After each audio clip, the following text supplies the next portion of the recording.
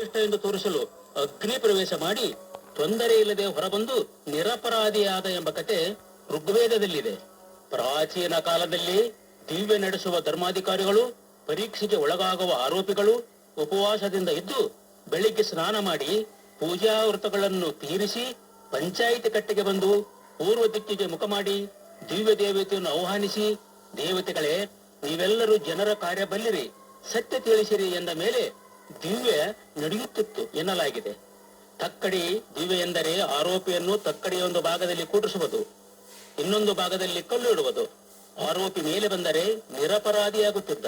ಅಗ್ನಿ ದಿವ್ಯದಲ್ಲಿ ಆರೋಪಿಯ ಕೈಯಲ್ಲಿ ಕಾದ ಕಬ್ಬಿಣದ ಉಂಡಿ ಇಡುತ್ತಿದ್ದರು, ಕೈ ಸುಟ್ಟರೆ ಆರೋಪಿಯಾಗುತ್ತಿದ್ದನು. ಜಲ ದಿವ್ಯದಲ್ಲಿ ಆರೋಪಿಯನ್ನು ನೀರಿನಲ್ಲಿ ಮುಳುಗಿಸಿ ಪರೀಕ್ಷಿಸುತ್ತಿದ್ದರು.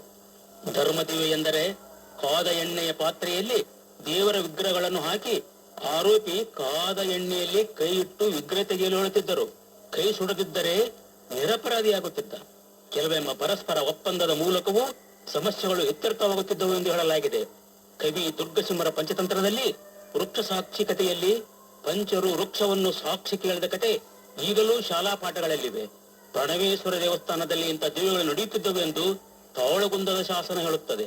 ಒಟ್ಟಾರೆ ದಿವ್ಯಗಳು ಸತ್ಯವಂತರು ಗೆಲ್ಲುವುದಕ್ಕೆ ಅವಕಾಶ ಮಾಡಿಕೊಡುತ್ತಿದ್ದವು ಎಂಬ ಕಲ್ಪನೆ ಪುರಾತನರಲ್ಲಿ ಬಲವಾಗಿದ್ದಿತು.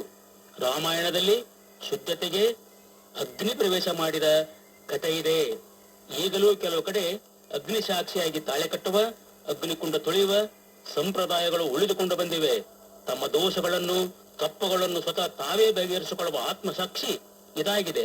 ಅದಕ್ಕೆ ಅಗ್ನಿಯೇ ದಿವ್ಯ ಸಾಕ್ಷಿಯಾಗಿದೆ.